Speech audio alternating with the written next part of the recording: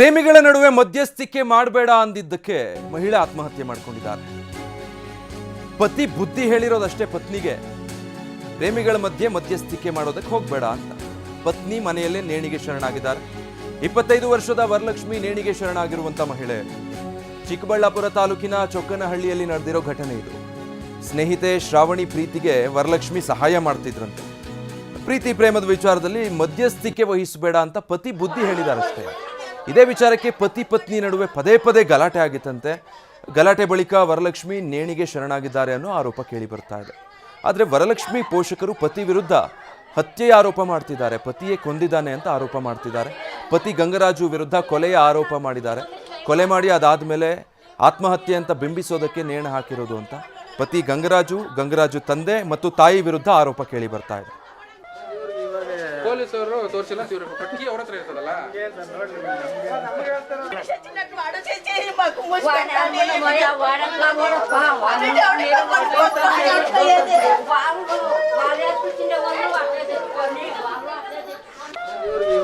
ಪೊಲೀಸರು ತೋರಿಸಿಲ್ಲ, ಕಟ್ಟಿ ಅವ್ರ ಹತ್ರ ಇರ್ತದಲ್ಲ.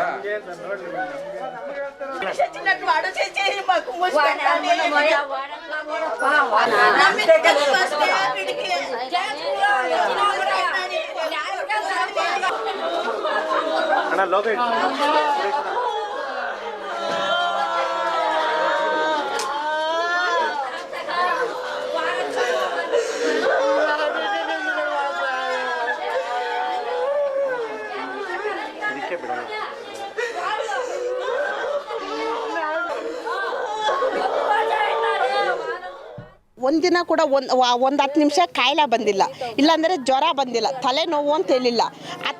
8 ಗಂಟೆನಾಗ ಫೋನ್ ಮಾಡವ್ರು ಅವ್ರ ಅಮ್ಮನಕ. 8 ಗಂಟೆನಾಗ ಫೋನ್ ಮಾಡಿ, ಅಮ್ಮ ನನ್ನ ಮೈ ಕೈ ಎಲ್ಲ ನೋವು ಅಂತ. ಅಷ್ಟೊತ್ತಿಗೆ ಟಾರ್ಚರ್ ಕೊಟ್ಬಿಟ್ಟವ್ರೆ, ಚೆನ್ನಾಗಿ ಹೊಡೆದ್ಬಿಟ್ಟವ್ರೆ.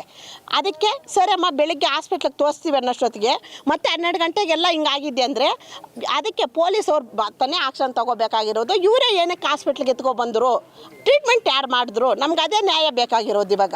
ಇಲ್ಲ ಹಾಂ, ಅದಕ್ಕೆ ಯಾಕೆ ಆಂಬ್ಯುಲೆನ್ಸ್ ಅಲ್ಲಾದರೂ ಬರಬೇಕಲ್ಲ, ಇಲ್ಲಾಂದ್ರೆ ಪೊಲೀಸ್ ಅವ್ರಿಗಾದ್ರೂ ಇನ್ಫಾರ್ಮೇಷನ್ ಕೊಟ್ಟರೆ ಅವರಾದ್ರೂ ಹೋಗ್ಬೇಕಲ್ಲ, ಆಕ್ಷನ್ ತೊಗೋಬೇಕಾಗಿತ್ತಲ್ಲ. ಅವರು ತಗೊಂಡಿಲ್ಲ, ಇವರು ತಗೊಂಡಿಲ್ಲ. ನಮ್ಮ ತಮ್ಮನ ಮಗನು BSc ಓದ್ತಾ ಇದ್ದಿದ್ದು. ಅಲ್ಲಿ ಅವರೇನೋ ಲವ್ ಮಾಡಿಕೊಂಡು ಮದುವೆ ಆಗವ್ರೆ. ನಾವೇನು ಮದುವೆ ಮಾಡ್ಕೊಂಡಿಲ್ಲ, ಅವರೇ ಮಾಡ್ಕೊಂಡವ್ರೆ.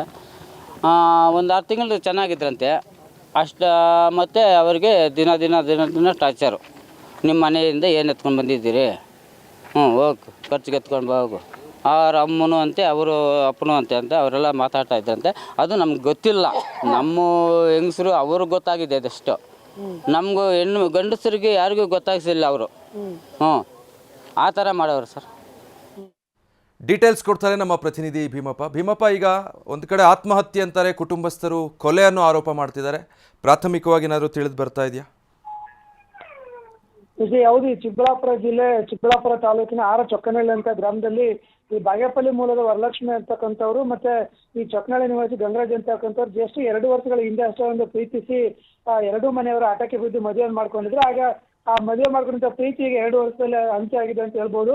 ಯಾಕಂದ್ರೆ ವರಲಕ್ಷ್ಮಿ ಏನಂತಂದ್ರೆ ದೊಡ್ಡಬಳ್ಳಾಪುರದ ಒಂದು ಖಾಸಗಿ ಕಾರ್ಖಾನೆಯಲ್ಲಿ ಕೆಲಸಕ್ಕೆ ಹೋಗ್ತಾ ಇದ್ರು.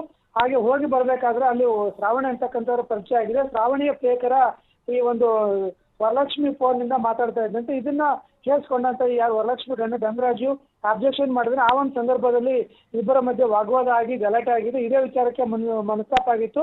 ನಂತರ ಈಗ ವರಲಕ್ಷ್ಮಿ ಗಂಡನ ಮನೆಯಲ್ಲಿ ಶವವಾಗಿ ಪತ್ತೆಯಾಗಿದ್ದಾಳೆ. ಆದ್ರೆ ಆಕೆ ಕತ್ತು ಬಿಗಿದುಕೊಂಡ ರೀತಿಯಲ್ಲಿ ಕೆಲವು ಗಾಯಗಳಿದೆ ಮತ್ತು ಬೆನ್ನ ಮೇಲೆ ಕೆಲವು ಗಾಯಗಳಿದೆ. ಇದರಿಂದ ಆಕೆ ಅವ್ರ ಮನೆಯವರು ಈಗ ನೇರವಾಗಿ ಗಂಗರಾಜು ಮತ್ತು ಅವರ ಅತ್ತೆ ಮಾವನ ವಿರುದ್ಧ ಒಂದು ಆರೋಪವನ್ನು ಮಾಡ್ತಿದ್ರು. ಅವರೇ ಏನೋ ಒಡೆದು ಸಾಯಿಸಿದ್ದಾರೆ ಅಂತ ಆರೋಪ ಮಾಡ್ತಾರೆ. ಆದರೆ ಟಿವಿಗೆ ತಿಳಿದು ಬಂದ ಪೊಲೀಸ್ ಮೂಲಗಳ ಪ್ರಕಾರ ಈ ಗಂಡ ಹೆಂಡತಿ ಜಗಳ ಮಾಡ್ಕೊಂಡ ಒಂದು ಸಂದರ್ಭದಲ್ಲಿ ವರಲಕ್ಷ್ಮಿನೇ ನೇಣು ಹಾಕೊಂಡು ಆತ್ಮಹತ್ಯೆ ಮಾಡ್ಕೊಂಡಿದ್ರು ಅಂತಕ್ಕಂಥ ಮೇಲ್ನೋಟಕ್ಕೆ ಗೊತ್ತಾಗಿದೆ.